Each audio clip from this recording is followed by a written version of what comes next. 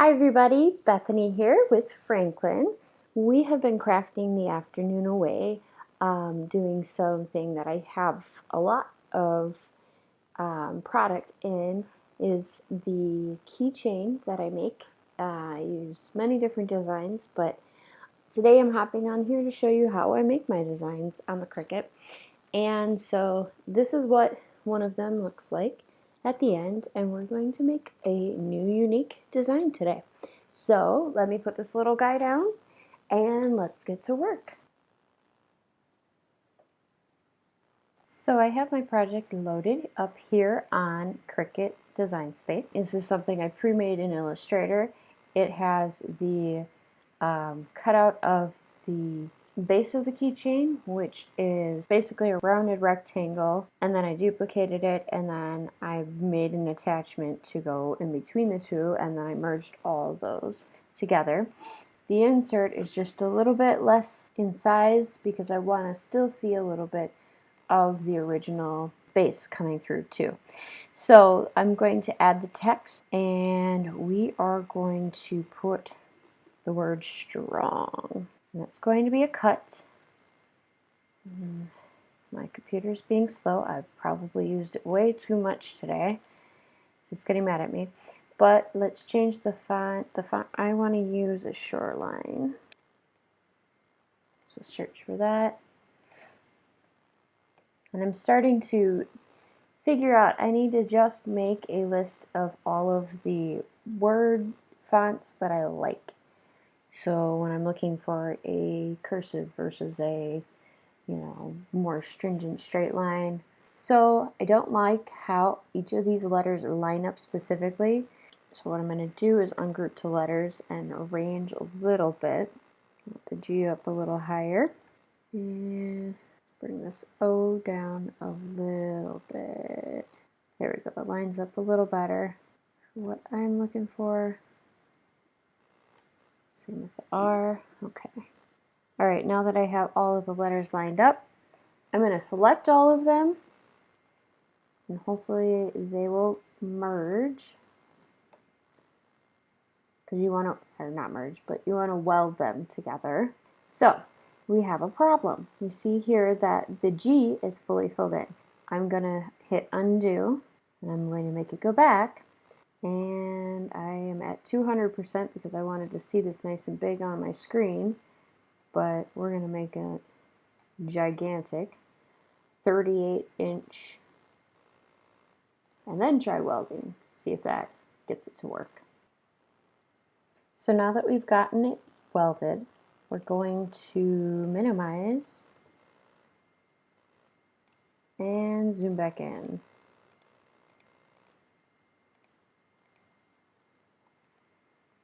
So one of the things I do when I create these is I create them so they're coming off the page, so to speak, a little bit. And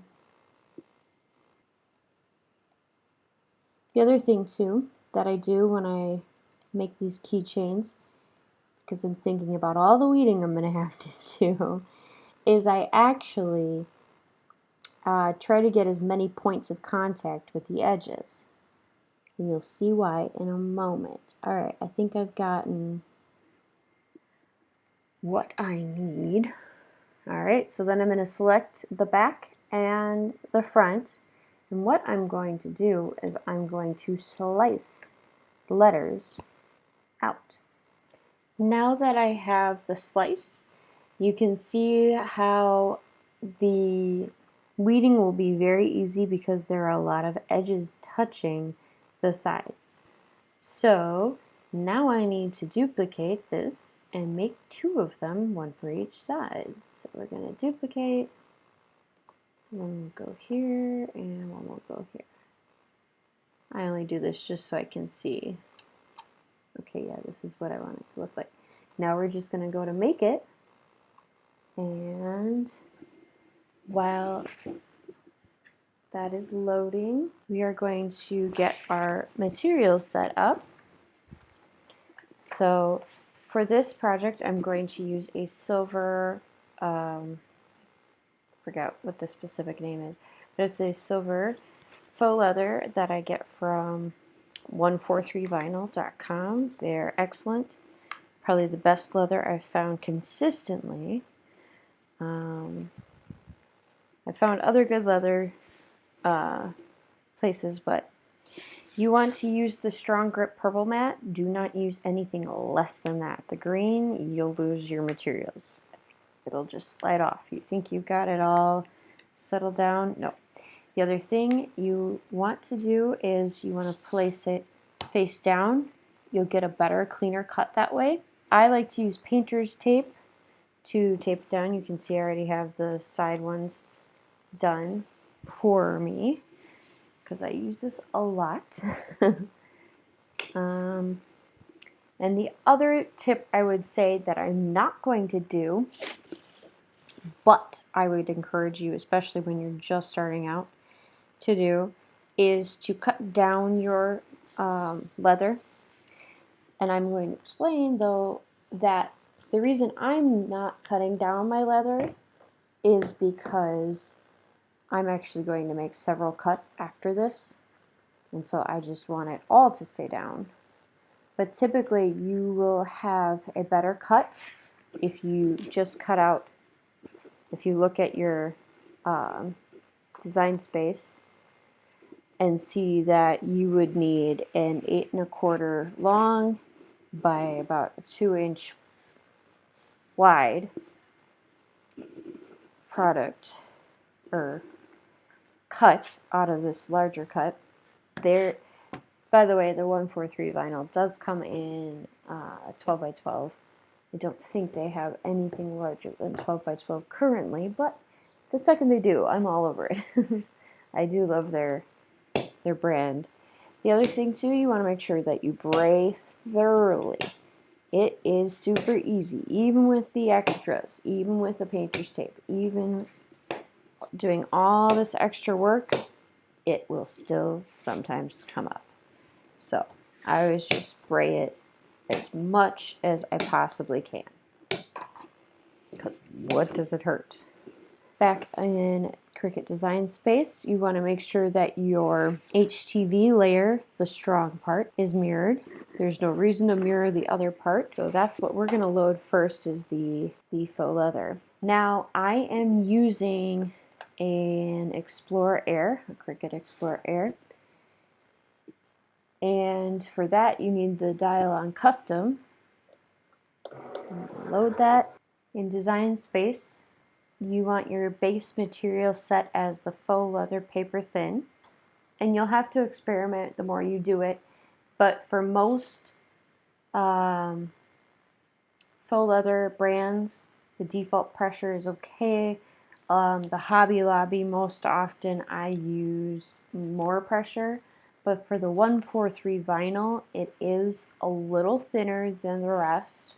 Holds up really well though, but I put the pressure to less. I've learned that seems to work best.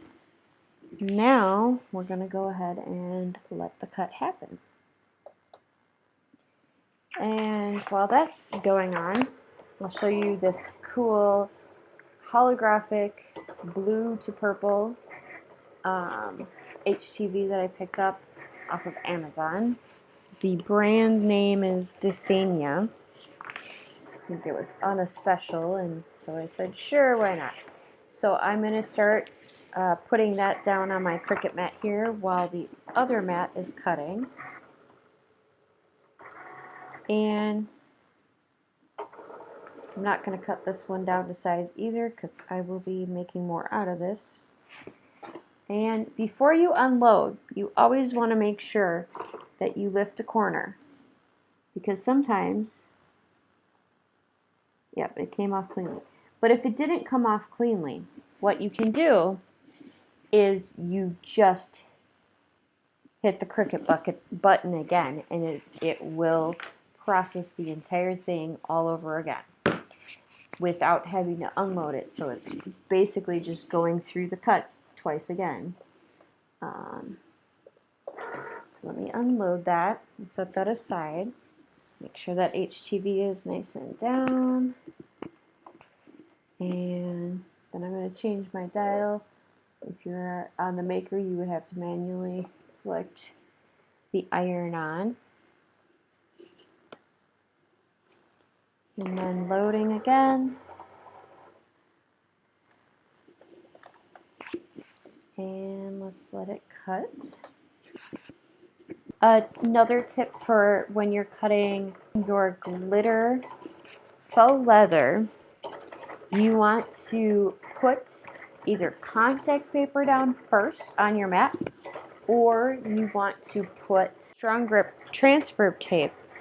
Otherwise, you'll be picking the glitter off of your mat for months.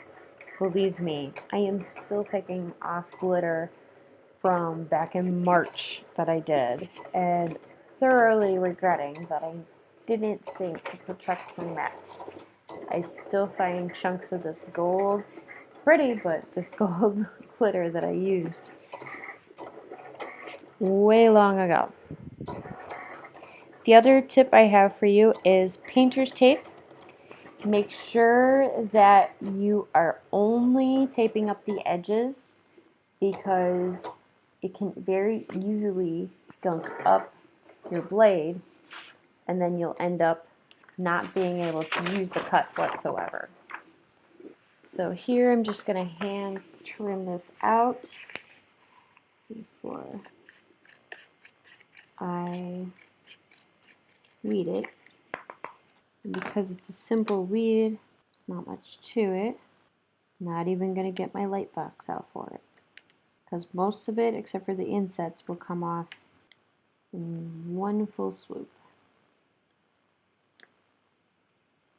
Alright, and the second one.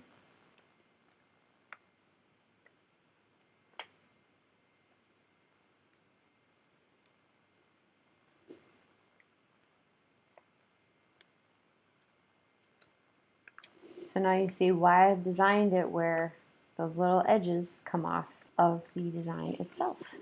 Alright, so I have my heat press set to the highest setting. Seems to work best for most HTV. Sometimes if you have less quality of faux leather, you'll have to use a trimmer to trim the edges, because a lot of times the backing will start to fray when you cut it with the Cricut. Alright, so I like to heat this up just a hair. Actually, let me protect that in case there's a layer that might come off with the heating.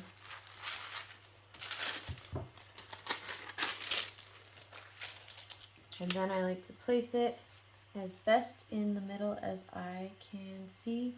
Sometimes I've gotten out the measuring tape, but at this point it's a matter of a hair or two.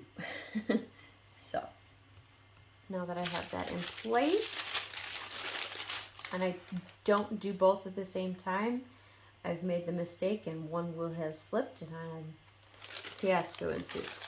So I use a parchment paper. You can use butcher paper, you can use Teflon.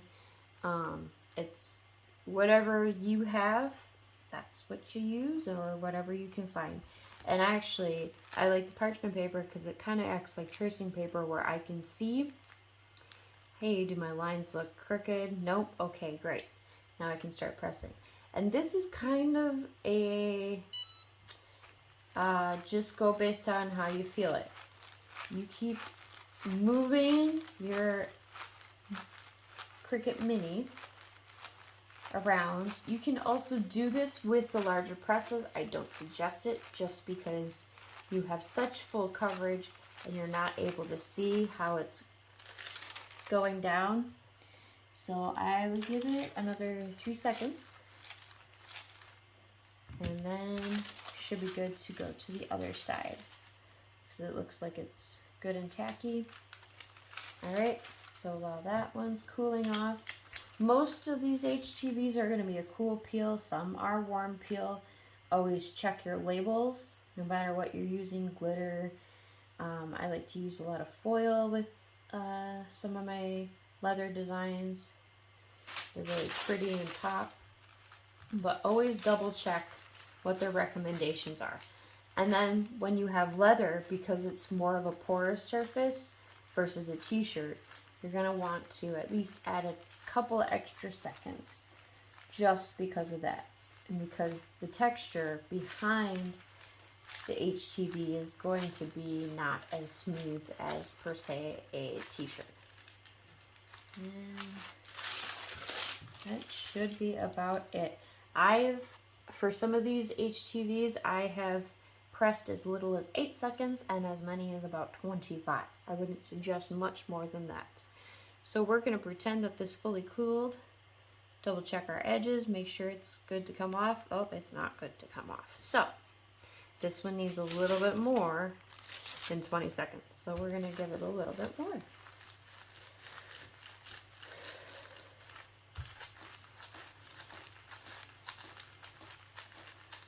Alright, and I will wait for it to fully cool, and I will be right back. Now that it is fully cooled, let's peel off the carrier sheet, make sure we have a good full press on everything, nothing's lifting up. If you ever have to lift things up, just reuse the carrier sheet, put that on top, and repress it. And now what I'm going to do is another Amazon buy are these lobster clamps, keyring lobster clamps, and just standard key rings, nothing terribly fancy. And I like to pre-put them on. You can try putting them on after. It just becomes more difficult once the glue is settled and everything. So I just fit this right through. Place it to the side, flip it upside down, and I'm going to use the Art Glitter Glue. Faux leather, because it's porous, will lick this stuff up. So it's okay to be overly generous as long as you watch your edgings. I'm going to spread it out a little bit more. You want a nice fine seal, especially on the edges, because if you're a typical person, you'll fray at the edges from using your keys, or this could go on a backpack or luggage tag or whatever, but it's very easy to fray at the edges. You want to make sure your edges are as solid and as strong. Get it? Haha, strong as possible. Alright, and then what I do once that is all put together is I kind of swipe at the edges, make sure they're clear of extra debris. This is not the same parchment paper as before, so don't worry. I won't heat this one up. Alright, and there you have it. So what I'm going to do is I actually let these dry using a couple of rulers that are stronger and heavier. And it forces the edges, but everyone's got a different version of how they want to dry their stuff. I've seen books,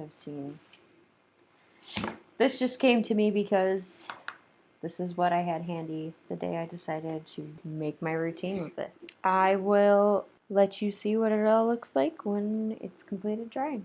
Here is a look at the final product. If you can see it, it changes color from the blue to the purple. So I like the end result, and I hope you have time to play with your faux leather as well. The one thing I've learned about working with faux leather, it is super easy to use once you understand the basics, and it gets a little bit addicting because it's quite fun to do. So if you have any suggestions of any projects, leather, card making, whatever it is, put it in the comments below, and I hope to see you next time. Don't forget to give a thumbs up. I know baby Franklin and I would really enjoy that. So thanks for watching and have a great day.